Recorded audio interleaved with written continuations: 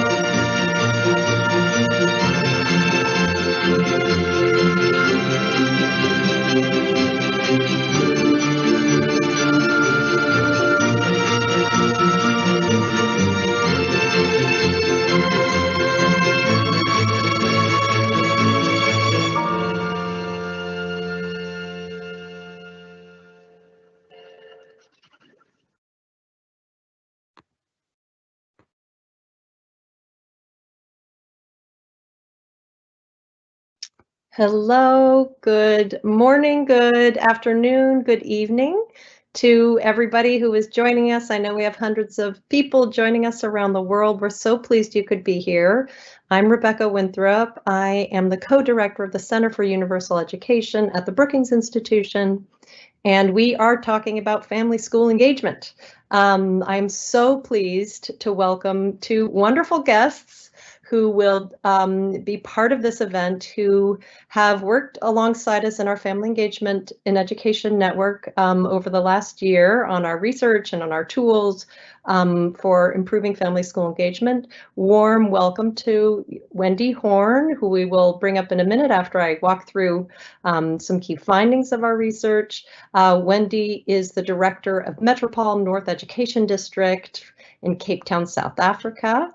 Thank you so much, Wendy, for taking time today to join us. Also, warm welcome to Tom Ralston, who is the director of the Forum for Western Pennsylvania, a network of superintendents in the region. He's based out of the University of Pittsburgh, and he is also a former district education leader.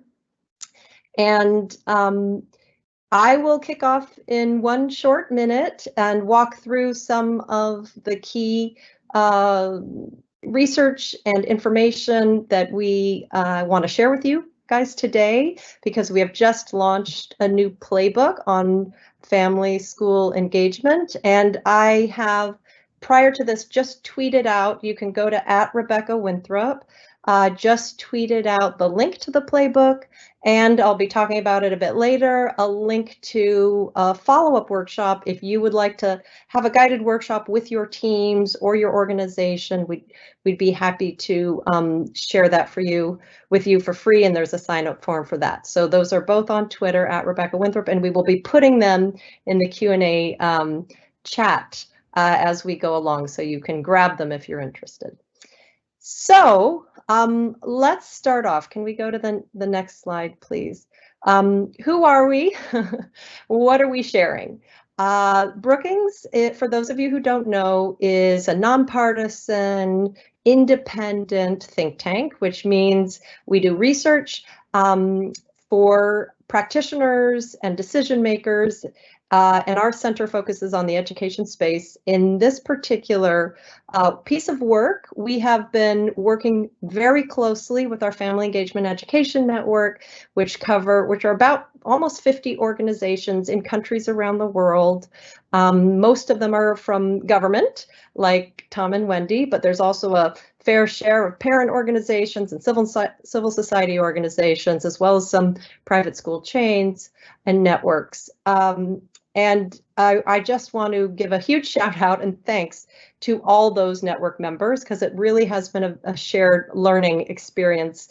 We started this project largely to tackle the issue of education inequality. A lot of you know, potentially, if you've looked at our work at Brookings before, that we're very worried about education inequality and trying to find new ways to accelerate progress or leapfrog. Tapping and better harnessing community assets is one of them.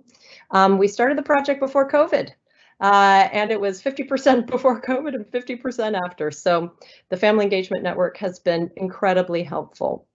And we've done 3 years of robust research, and I'm going to share with you the top findings. Can we go to the next slide, please? So our playbook is titled Collaborating to Transform and Improve Education Systems, a Playbook for Family and School Engagement. And it's on our website, and you can go to the next slide, Ariana. And one of the things that came out very strongly in our research is the answer to this question: why is family school engagement important? And for us, one of the main reasons is if you do it well, and we'll talk about this throughout the session, what does doing it well look like? One of the most important things is making sure you have a very good you build a trusting relationship between teachers and parents and families and schools. If you do it well, schools with strong family school engagement practices are 10 times more likely to improve student learning outcomes than those without. That's a very robust evidence from the States. We also have robust evidence from across the world that also shows if you have good quality family school engagement, it can be one of the most cost-effective approaches to boosting attendance and improving learning and development for students. We also know that there's a lot of important evidence that shows you can transform how you think about the purpose of school if you really bring families and schools together to think about the design of schools and what they want kids to be able to know and do and the role in society. Can you go to the next slide, please, Ariana? And so that's part of the reason why in our playbook we are really focused on family school engagement strategies that help do four things, four goals. The first sets of goals are really around improving systems by improving attendance and completion and learning and development. The second set of goals, goals 3 and 4, are really around transforming the purpose of systems around what is the purpose of education for students. That's what are the types of skills and competencies a community would like their young people to be able to do when they leave school, and transforming the purpose of education for society, which is really about school's role in a community. How does it serve just students? How does it serve families? How can it be a hub for community development? Can you go to the next slide? So what are the barriers for better family school engagement? If it's so great and it's so effective, why isn't it happening all over? And we did notice that in our research that family school engagement is not necessarily the de facto, the norm of how schools operate. Schools in general tend to have a bit more of an inward focus, in part because it's really hard. It's hard to run a school. It's hard to navigate family members, community members who are perhaps really vocal, and you don't hear from those who aren't vocal, and try to balance that. And we really found that there are three main barriers. Training and support for education personnel. It's not a very large part of most teacher training, school leader training, etc. And we're hoping that can change over time. Second is the fact that schools are social institutions. They will reflect the sort of structural inequalities that exist in society, and so schools really have to work to overcome that.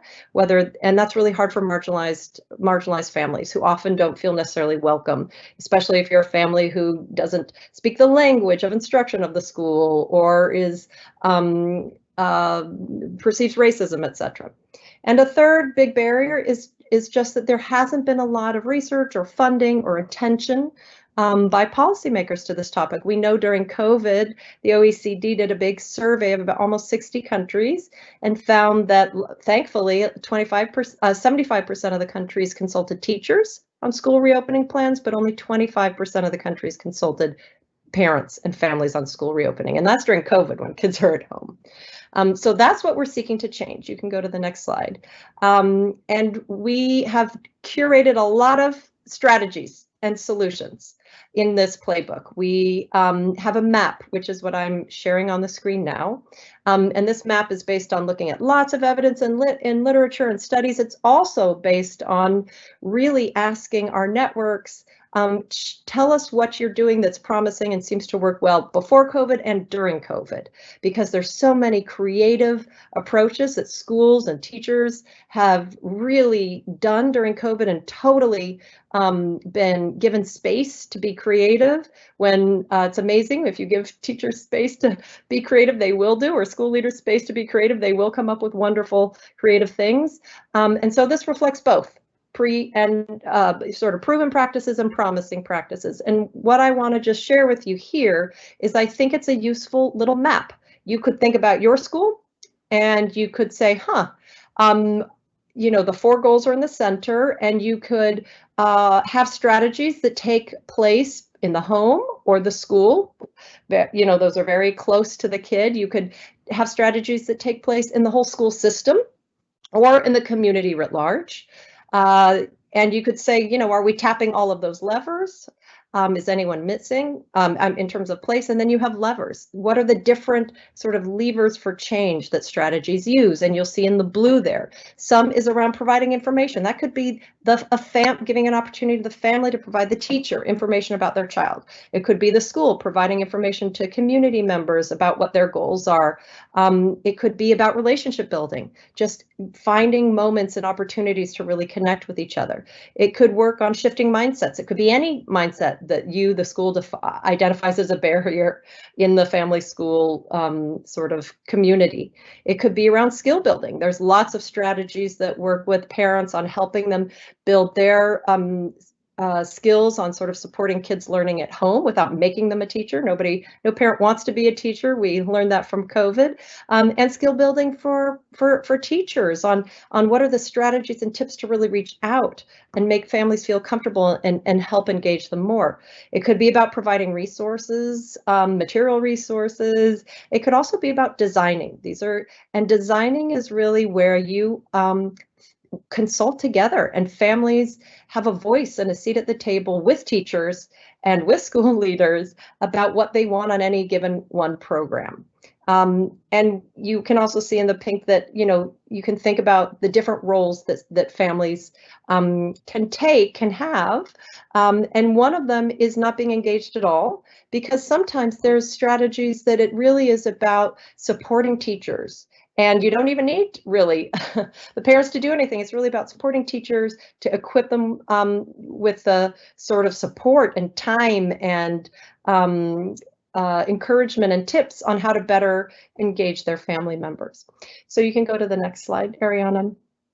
We have looked at over 500 strategies around 60 countries and curated a host of really interesting ones in what we call a strategy finder. It's an online interactive database. You can search and find more details. You can go to the next slide on how these strategies worked, what goal they support, what were the lessons learned, what are more resources you can use. We really hope that these inspire you to think creatively and add to your own sort of creative juices about how to better advance family school engagement. And you can go to the next slide, Ariana. And one of the things we have noted, which I mentioned before, is how important it is if you really want to build trust, and is to consult families on what do you think a good quality education looks like, and have an intentional discussion between parents and teachers and school leaders and students and employers about what does a good quality education look like for our community. And that was a question that we explored quite a bit in our research. We surveyed 25,000 parents, 6,000 teachers. We talked to a lot of people, talked to tons of school leaders and education jurisdiction leaders.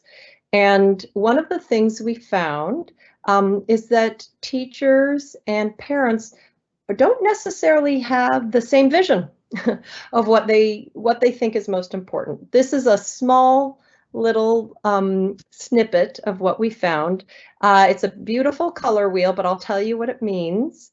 On the blue side, one of the questions we asked, and on the left side is teachers, on the right side is parents. One of the questions we asked was, what do you think the most important purpose of school is? Is it blue, improving children's personal and individual learning and development, sort of the social emotional development of students? Is it orange, which is helping young people master rigorous academic content and be prepared for post-secondary?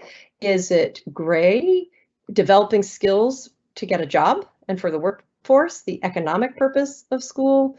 Is it yellow, which is helping students develop a civic disposition and being able to be good citizens in their community and their country?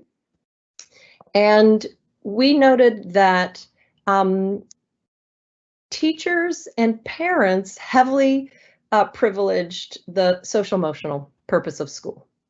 And parents were much more likely than teachers to really prioritize the academic purposes. Now, schools do all of these functions, they do all of these purposes, and this really just reflects sort of where parents or teachers are pulling, what their main, sort of emphasis is. And some folks care about workforce, not that many. There's some countries like India who care a lot about civic and citizenship, but most communities we looked into don't prioritize citizenship and the civic purpose of school. And the interesting thing here is that also when we asked parents to say, hey, what do you think teachers' color wheel looks like? Do you think they put a lot on blue, a lot on orange, a lot on gray, or a lot on yellow? They said, oh, they're all orange. All they care about is academic development. When in fact, it's not true. That's not what teachers are telling us. And so you can go to the next slide, Lauren. One of the things that we have developed is a series of tools to help guide communities, school communities, have an intentional conversation around the purpose of school with your families, with your schools, with your parents, with your teachers. You can adapt it to include students and other community members. And we think we call them these conversation starter tools. It gives you tools to actually go out and survey parents and teachers to really ask them about the purpose and a bunch of other questions like that, and allows you to compare, and then gives you some guidance on how to have a group conversation, bringing everybody back in. And really, we suggest that is a great starting point. If you're looking at a way to begin doing better family school engagement, this could be a great starting point. Start at the beginning. And we do know from a lot of research that when families and schools and communities can get on the shared vision of what a good quality education looks like for their kids, what they want for their kids in this community, then it makes it much easier to sort of identify the different roles that families play and schools play, and to collaborate and work together. We are making available, if you're interested, if this sparks your interest, we are making available guided workshops. And the first 50 who register, first 50 organizations or people who register, we will provide a speaker from our Family Engagement and Education Network to share their own experiences. And the guided workshop has a whole set of materials to help walk you through. And it really is to explore the playbook, the findings, the tools in much greater depth with your team in your organization. Here is the sign up. We will be putting it in the chat, and I think Sophie, my colleague, is pushing it out to you now, and we'll also put it at the end of the event. So with that, I want to invite to the screen Tom and Wendy, who really can help us bring some of these findings and research to life, because they have been on the ground leading family school engagement strategies for a long time and done a lot of creative work in COVID. So I wanted to ask you both, can you just tell us a little bit what's going on in your part of the world now, in your jurisdiction, and how has the pandemic shifted the way you think about family school collaboration and engagement? And Wendy, I think I'd like to start off with you, and then you can hand it over to Tom. Wendy, over to you. Good afternoon, everybody from South Africa. Yes, we've just come from over our third wave of COVID and through the various levels of lockdown. So at the moment, our schools are working on what's called a temporary revised education plan, where half the learners are in school one day and the other half come in the next day, or there's various models. But essentially, due to keeping social distancing, we have to limit the number of learners in a class. Remember, some of our impoverished schools, we have up to 60 to 80 learners in a classroom under normal circumstances. So that can't happen. And this has obviously led to a lot of learning losses. Many of our learners who are at home don't have parental supervision during the day. They're running around on the streets, essentially doing their own thing. Quite an interesting study has also come out. We've had an increase in the rate of pregnancies, teenage pregnancies over the last 2 years as a unintended consequence of having this lockdown and learners staying at home and not coming to school every day. Attendance has dropped. Learners who are not in the habit of coming every day don't necessarily come every day. We also have learners who we transport from one area to another to attend school, and the inconsistencies has created lots of attendance problems and those type of issues in our schools. So, in order to engage the parent, we've had to be very creative, because we have from our affluent parents who have internet access and all the bells and whistles to those who don't even have a phone. And the schools have had to be very, very innovative in the way that they communicate with the parents as well as the education department. And something we're pretty proud of that we've done is we've created a portal, an e-portal, which is 0 rated. And it has quite a lot of information, different types of lessons, different ways parents can assist their learners while they are at home. Something that's we've just started in the last 6 months is a family numeracy engagement, where we've actually sent paper worksheets home, and there's also stuff on the e-portal online where we train the parents how to teach foundation phase mathematical skills, and the schools are actually also rolling this out with their parents. So I think that the pandemic has really made us engage our parents and bring them closer. I think before we really tried to keep our parents out of the school because it was the idea, these parents are always interfering and they're bringing all their nonsense into the school. And now we've really had to lean on our parents to assist us in the teaching and learning of our children in our schools. So, we've had to be innovative in many ways. We have had to do things like schools have become the center of the community in terms of vaccinations. We're vaccinating all our over 18s at schools. We had to do teacher vaccinations. We feed over 50,000 learners every single day because with COVID, many people have lost their jobs. We've had, increased poverty, people not being able to get, have finances to buy food and things like that. So the school community has had to embrace the parent community much more closely, and we've had to work much more closely in order to get the similar outcome. It's still not where it should be, and we still have a long way to go. But Tom, I hand over to you. Thanks, Wendy. Yeah, those are some great insights, and we've seen similar things in Pennsylvania, where I'm located, just outside of Pittsburgh, in the United States. Just to give folks a shout out there, all of our educators that are joining us during World Education Week, I just want to thank you for all of your efforts to take care of children during the pandemic. And I know it's been a long haul, and it's certainly continuing to provide challenges for all of us. But you've really stepped up, and I can't say enough, being a former district leader, for all the work that our educators have done out there. But we've seen similar things in Pennsylvania. Right now, currently, we have most of our students are in school every day. We are still practicing mitigations.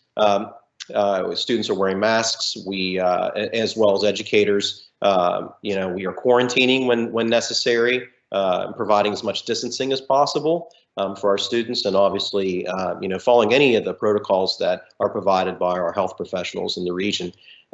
Just for all of our viewers' information, Pennsylvania is a little bit unique in that we have a lot of really small school districts. And so most of the school districts in Pennsylvania are less than 3,000 students. And that's a school district composes educating students from kindergarten through 12th grade.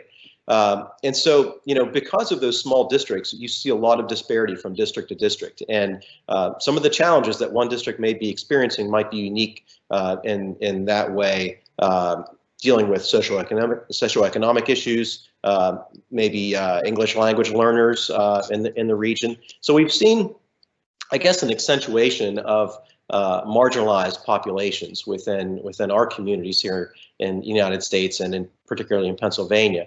I think that, just like one of the things we've learned through the pandemic is that there's no one size fits all. And I think we always knew that, but, I think it's come to the surface a great deal. And I think that's true also with engaging families too. We've seen great use of our social workers, providing supports for families, going into the home, ensuring that they're fed, they have enough food. That also we're providing, as Wendy mentioned, vaccinations. We've served as a vaccination center as well. But we've definitely seen an advantage through the use of technology. In the early stages of the pandemic, our efforts were really making sure that all students had access to technology. And if we discovered that students didn't have internet access, we were ensuring they had hotspots so they could connect.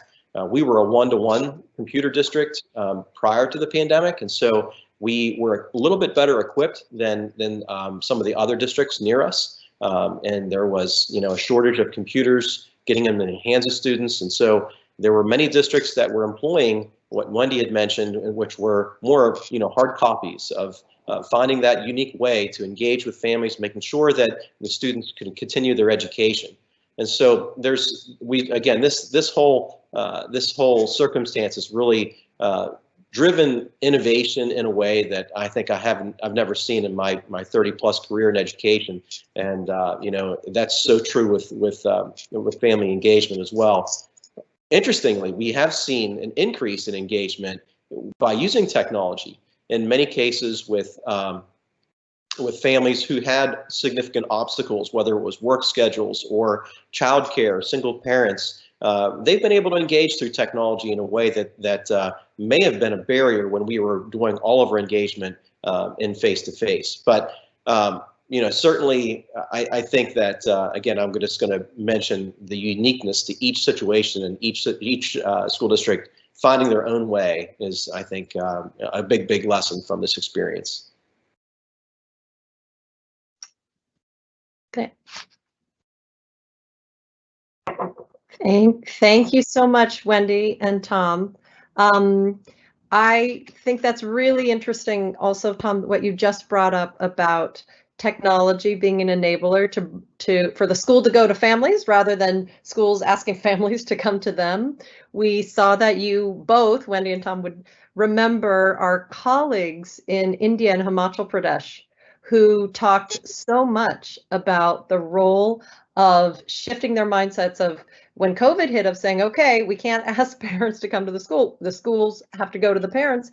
And they were creative and they hustled and they used technology. They used WhatsApp, they used Facebook, they used text messages on, not smartphones. They used live phone calls. And they did electronic parent-teacher meetings, and they used Zoom and all sorts of things. And they had, in I think a matter of weeks, to be honest, the parent engagement go from 20% to 80%, which really shows. And this was a point that came out in all our research and all our focus groups with parents, and that parents want to be engaged.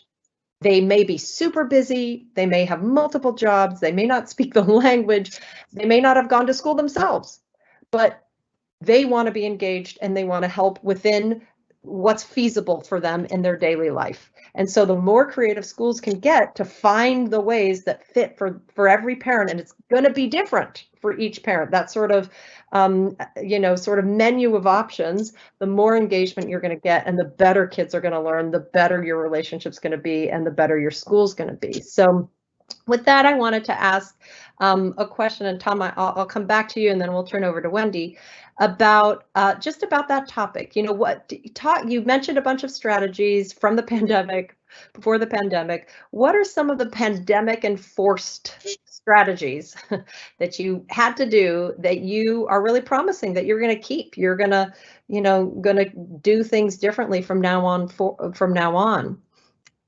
So Tom, why don't we start with you? Yeah, thanks, Rebecca. Yeah, I think, again, there are a lot of really important lessons and strategies that came out of the pandemic. And you just mentioned a couple in terms of, engaging with parents through electronic means for parent-teacher conferences, or offering an option, right? So we can still do in-person parent conferences when it is appropriate. But also, if one parent is at work and can't join that meeting, why can't they join through technology, right? And I think that's been a really important lesson for us. We've seen a huge uptick. And even not necessarily just through, thinking about, the parent conference format, but also engaging parents with initiatives that we're driving at the school. I know in our district that I was working at prior to my new position, we had just we'd finished a strategic plan, and there were some really important aspects of that plan we really wanted to get off the ground, but the pandemic hit, right? And we felt like, oh my gosh, all right, well, are we going to put all this stuff to the side until the pandemic is over? Well, no, these were priorities for us, and we really need to make sure we move forward with them. And we actually found that we had more parents engaging with us when we were offering those meetings virtual.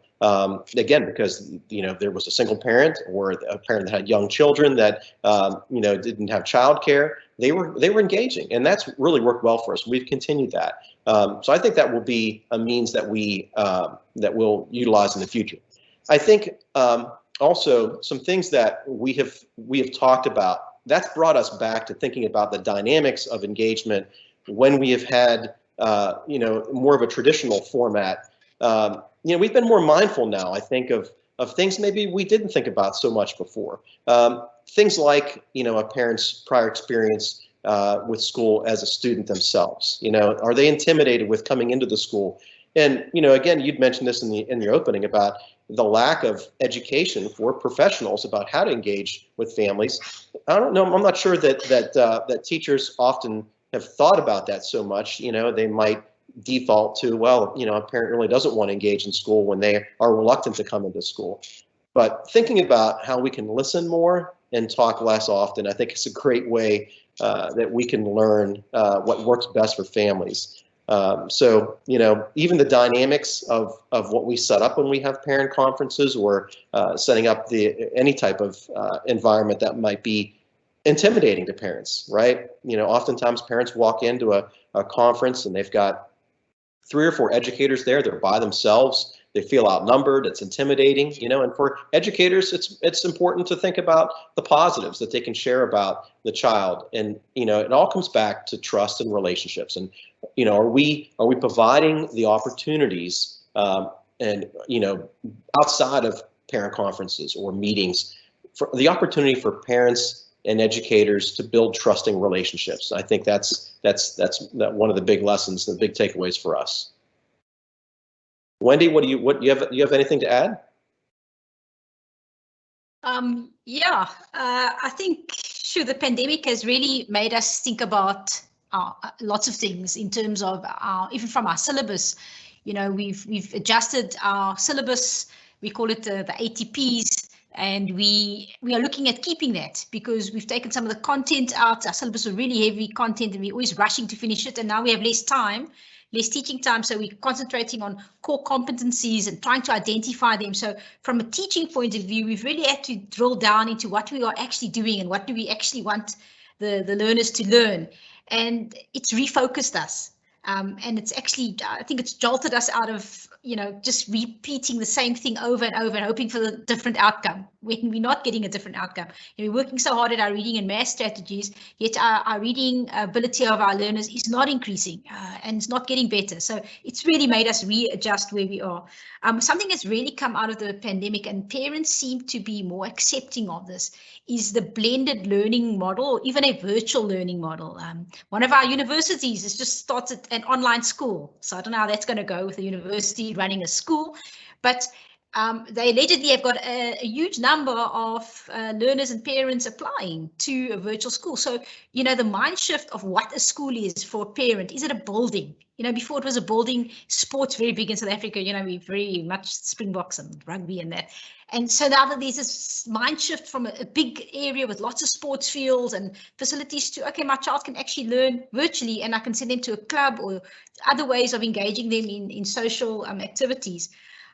So that's been something that will definitely, I think, grow and expand. We've seen many more applications for learners to do what we call homeschooling, which is essentially online learning. Learner doesn't go into school, parent needs to apply if the learner's school-going age here in South Africa. And then something that's also happened is that our educators have trained like mad. We have been in the Western Cape rolling out online learning, digital learning, giving all schools digital equipment, etc. And it's been slow and hard slog. And then COVID came along, and every teacher, what we couldn't achieve in 5 years, we achieved in 5 months. We had just about everybody trained and ready to use the various apps and things in the online learning. So it's accelerated that. And I think that parents have also become more accepting of the type of digital learning that is happening. WhatsApp learning, you talk about it. We have a whole course for teachers on how to teach via WhatsApp. And the parents seem to find that, before that would never be something that's acceptable, to send a WhatsApp message to your child with notes and a little video. Now it's embraced as a type of model of learning. And then something that's also come out is more strongly is to look after the psychosocial aspect of the learner. It was not ignored previously, but now with COVID, we've noticed an increase in suicide ideations, things like that. And we as teachers and parents have had to work very closely together to ensure that we manage that psychosocial stress that comes with being, staying at home for days on end, not having social interaction with your peers, and those type of things. So we've had to talk to our parents, and our parents have had to talk to us. We've had to keep that communication open to ensure that we look after our learners. And then something interesting is something like a radio. We always go for e-learning. We think about ICT and all the fancy gadgets. But we have identified that radio is actually an effective way of delivering lessons to learners from all socioeconomic brackets. So we have a whole radio program going. We now have a TV channel with lessons on it, and those things will continue as we go. Even if the pandemic had to end, we would continue with those programs. They've been very, very effective, and the parents have actually embraced them, where pre-COVID, they would not have accepted it as a way of learning. Thanks, Rebecca.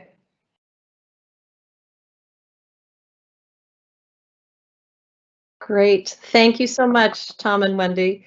That's super interesting, all of it. We have various questions coming in, and I'm going to ask you a question about, in a moment, asking you a question that the audience has sent in about helping early childhood, kindergarten, preschool, early childhood. How do you work with low-income families? And then another question about dialogue circles. But before I do that, I just wanted to let people know, please do, in the Q&A function, please do submit your questions. I think, Tom and Wendy, I know I have more questions for you, but I'm going to hold those.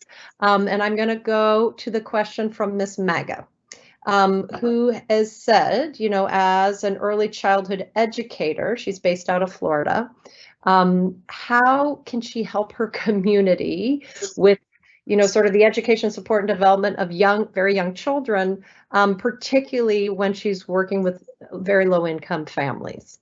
So any thoughts on tips, strategies, approaches? Tom, why don't we go to you, and then over to Wendy. Thanks, Rebecca, and thanks for your question as well. I think, if there's been one population, obviously the pandemic has impacted students across the board, but I know in particular our earliest learners, it's been a significant challenge, especially when we were shifting to a more of a virtual format. That was a challenge for families. Students at that age obviously cannot work independently oftentimes, but it was pretty amazing to see how quickly students were able to engage using technology. And, so I think that was a really important takeaway for us. But as we've transitioned back to full day school, what we have seen is, a dramatic increase in need for our youngest learners. Many of the children that are coming into kindergarten had a disruption in their education with preschool over the last several years. Some did not even attend preschool. We were able to use some of our ESSER money to increase staffing in our earliest grades. And so we increased the number of paraprofessionals in kindergarten classrooms. We increased the number of social supports with social workers. And so, I would suggest that, I know that ESSER money was available to school districts across the United States. I'm hoping your district leaders and your building leaders have prioritized, obviously services for your children and your families. I think in many cases, those social workers are, at least in our instance here, are working very intently with parents to provide them with some insights on how they can support their children in the home, and as well as when they're coming to school, with the instructional strategies. And again, as Wendy mentioned, the social emotional supports that we can provide, the strategies we can provide parents is so critical right now. And as much as we want to focus on the academic pieces of this, I think, I go back to Maslow's hierarchy of needs. If we're not taking care of those basic needs of our children and families, learning is really not going to occur. And so I think that for me is first and foremost. Although we know how critical, a good foundation for an education is, I have no doubt that as we continue to discover new ways to reach families and students, that our youngest students will recover and they will thrive as we move forward. Wendy, what insights do you have? ECD doesn't fall under the education department yet. It will from April of next year, and we are, I don't know if you're looking forward to it or not, because it's a massive amount of children and people that come to us. But what we have done to assist with the early childhood development is we've developed what we call an interactive poster. So you get it on WhatsApp and it has hyperlinks in it. And if you click on it, these hyperlinks then give the parent little things they can do in the home, how to bake and measure, how to use bottle tops to do counting, and all these other little gadget things you can use from in your house to teach your young child. But it does rely on, one, the parent obviously having a smartphone and being able to access that. Also the parent being able to read. You know, in South Africa, many of our parents actually don't read and aren't able to read. So there is this disjuncture when you get to the ECD, you know, assisting the ECD. We have noticed, you know, our foundation phase, our young ones, they have essentially in the 2 years of COVID have lost a full year of learning. So, and you know, it gets compounded so that they will be promoted to the next grade because you really can't keep them back. It's not their fault. But then how do you catch up the following grade? And then it gets compounded. By the time they get to grade 10, they really have a reading age, which is grade 10 now is about 15 years old, but they have a reading age of 9. And how do you expect them now to do physics and all these other higher thinking, higher order thinking subjects? So we have a lot of intervention strategies in place in our foundation phase with the teachers to try and bridge these gaps. One thing I saw in Kenya a couple of years ago when I went there, impoverished area, the school was built from whatever scraps they could find by the community. And I went into a classroom, grade 1, so beginning for 5, 6 years old, and the teacher had used bottle tops, had used all sorts of little things to teach, and she had made her own little cue cards and laminated them herself, and I just saw the engagement of these learners sitting on the floor in the sand with very little fancy gadgets, you know, just learning with these few things that they can find around them, scraps as such, and how sometimes I went around thinking, you know, these learners are doing better than the learners we have in our schools that have all the equipment and everything available to them. So I think it depends a lot on the desire of the community, because that school in Kenya was built by the community because there was nothing. It's run by the community. The teachers are volunteers. So, you know, when you look at ECD, I think it really stems from, in South Africa, we talk about something called Ubuntu. It's I am because you are. And so we must work together, and you know, Ubuntu, it takes a village to raise a child. And so everybody in the village, in the community, needs to work together with that young child to, you know, educate them and bring them up and teach them what they need to know. Something else we started here in South Africa recently, last year, Treasury made money available, and we have a massive unemployment problem in South Africa of our youth. It's like, I don't know, something 53% of all under 35s are unemployed. So they've made money available, and these youngsters that are youth that are unemployed can apply to be teaching assistants. And we provide training, the district office, so we train these teacher assistants in all sorts of things, and they go into the classrooms, and then with the young learners, and that's where they're mostly targeted at, is in the foundation phase, they are meant to then do reading intervention and math intervention and try and bring the young learners up to speed as best they can.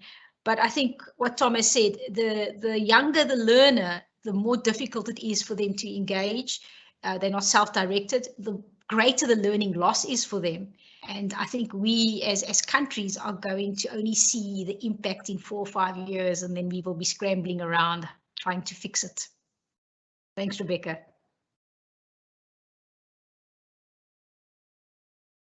Thank you so much, Tom and Wendy. I want to build off of something you just said, Wendy, when you talked about sort of creative, low-touch ways to help parents play with young learners in a sort of educational way. One of the things we've seen, and I do think it might work in South Florida for Miss Maga, is some really interesting strategies. I wanted to throw out the names of a couple. There's an organization called Easy Peasy that is through SMSs text messages. It's based in the UK, but specifically works in low-income communities with schools and low-income communities, lots of sort of newcomer immigrant families to those communities. And they're trying to do a couple of things. They text the parents, so the parents can deal with it whenever they have time. And at first they go and meet them and talk to them so they know who's texting them. And it is really just little tips saying, hey, today, take a piece of paper, fold it like this, give it to your kid and have them fold it a different way, for example. It's things around the house and it's quick, short 2-3 minute things that they can do. And it's really based in the sort of child development learning sciences, because young kids are natural born learners and they play to learn. This idea of playful learning is so relevant and it's a great way to engage. And parents can nudge the kids. So instead of saying, put that piece of paper away, you're making a mess. Hey, try to do it this way, try to do it that way. And they'll have little things like, oh, what shape is that? Is that a triangle, etc. And the tips are for the parents. And that has been incredibly successful. You don't need to be literate. It's all through video and oral. So it's those types of things I would look into. We saw in India that there's a similar type of program during the pandemic, during COVID, and it wasn't with people who had smartphones. It was all done through phone calls and SMSs. So for example, they would call the parent and say, hey, how are you? How was your day? How's, so-and-so? And they'd say, hey, we're going to send you, this question. And they would send a question. Dear, student, and they'd send it to the parent's phone. Count how many teeth, these are for young learners, count how many teeth are in your mom's mouth, in your grandma's mouth. And they go around counting all the teeth in everybody's mouth. And then the parent has to text back how many teeth. So it's fun, etc. They do things like how many cups of water does it take to wash the dish or something. So it's counting involved in daily activities. So that's one great strategy I would encourage you to look at.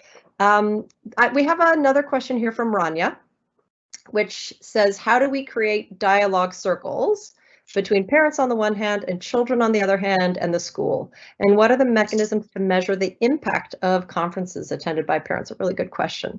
Wendy, do you have any thoughts on that? And if you don't, you can pass it over to Tom. With my principal hat on, measuring the impact of a conference is very difficult. You have the parents in there, you chat to them about the work that is going on. But I think many schools in which the conferences happen once per quarter or, it's testing cycle and they need to happen more often. I think one thing COVID has done, and Tom has alluded to this, is where we can meet now on Teams and Zoom or whatever, and you are able to more quickly and more often actually chat to a parent about whatever the problem is with the learning that's happening with the child and engage the parents more. But, parent-teacher conferences, I think pre-COVID, post-COVID, we need to, as schools, we need to look at them and see exactly how effective they are. I don't think they are very effective. Unfortunately, I don't have the answer, but Tom, I'll hand this one over to you. Well, thanks, Wendy. Yeah, I would tend to agree with that as well. I think, we're thinking very traditionally when we think of the parent-teacher conference, and they've got to happen. We've got this mindset of, we're engaging with parents at the start of school through some type of open house curriculum night format. And then a few months in, we'll have a parent-teacher conference, and then we'll have another one in the springtime. That's very traditional thinking. I think we need to break out of that mold, actually, and think differently about how we're building a trusting relationship and providing this continuity of conversations that are going to engage parents and children in that manner as well.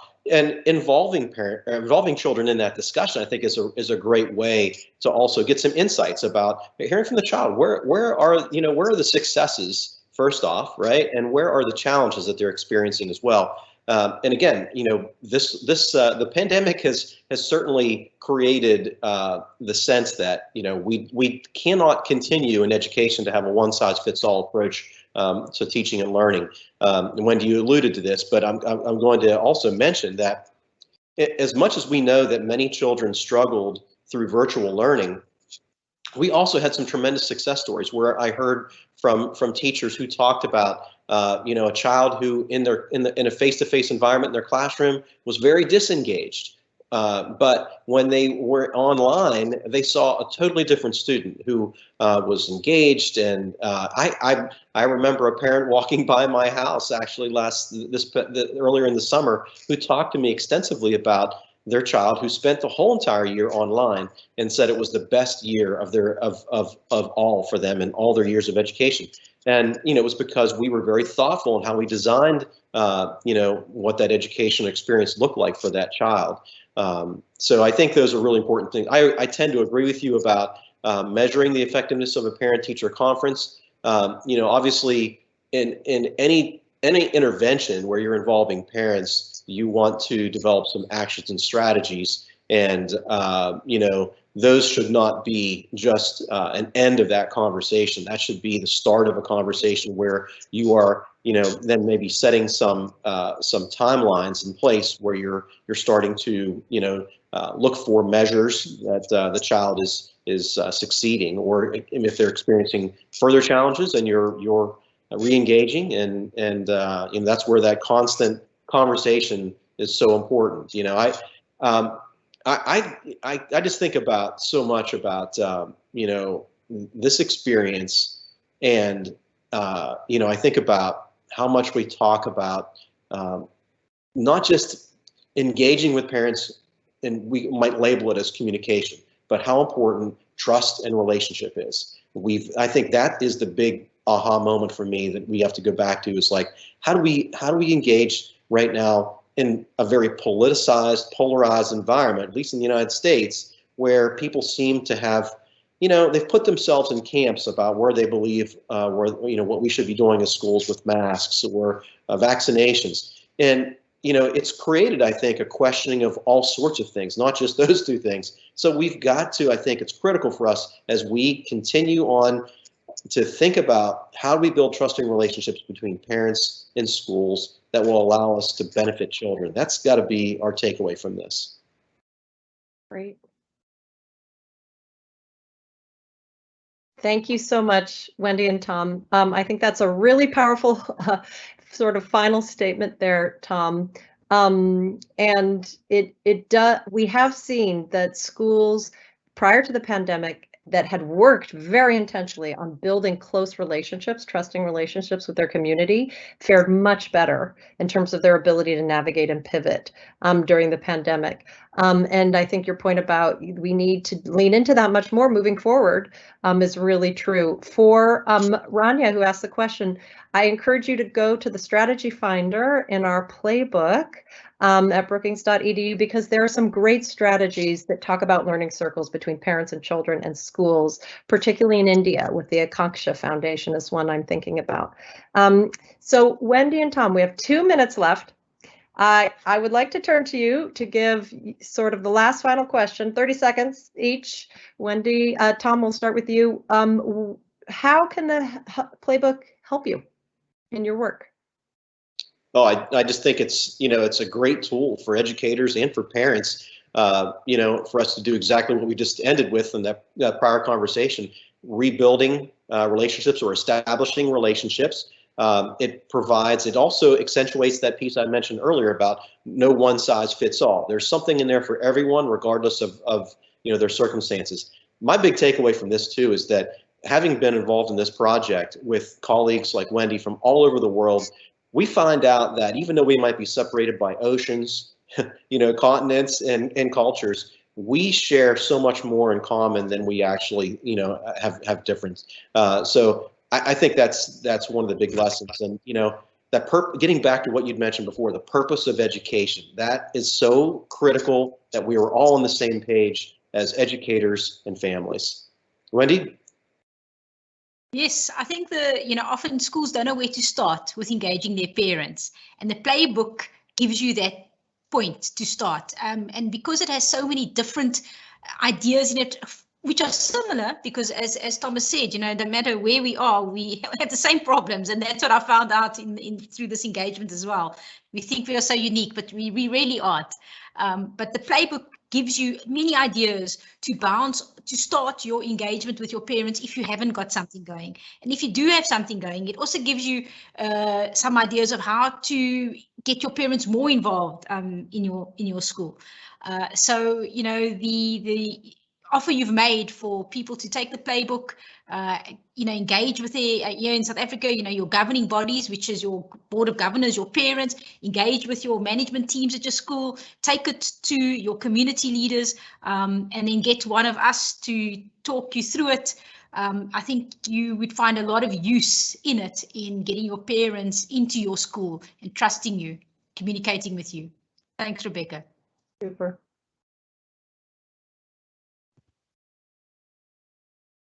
Well, I just wanted to end. We are out of time with a huge thank you to Wendy and Tom. A plug to do what Wendy said, go to the sign-up sheet. If you're interested in having, you know, on the ground with your teams, a deeper exploration of the playbook to start us off. I hope you have, in terms of takeaways, you know, really taken away sort of the importance of family school engagement. I'm sure you knew it before, but extra. Gotten a sense of the landscape of all the different types of strategies that are out there, and what's possible from what you might just normally be doing in your classrooms and schools. I hope you've been inspired by some of the many different strategies we've looked at around the world of creative ways to engage families. And I hope you see the tools, the conversation starter tools, and the importance of having an intentional conversation about beliefs, at least, as a great starting point to really get on the same page with teachers and parents and families and schools. So with that, we thank you and we wish you well. Take care.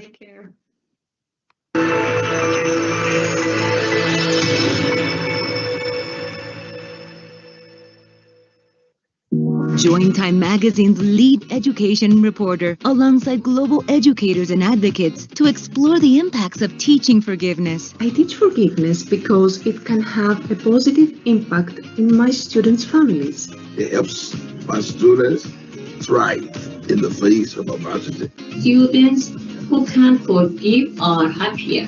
Join us to hear from teachers and thought leaders on how and why to include forgiveness in your classroom.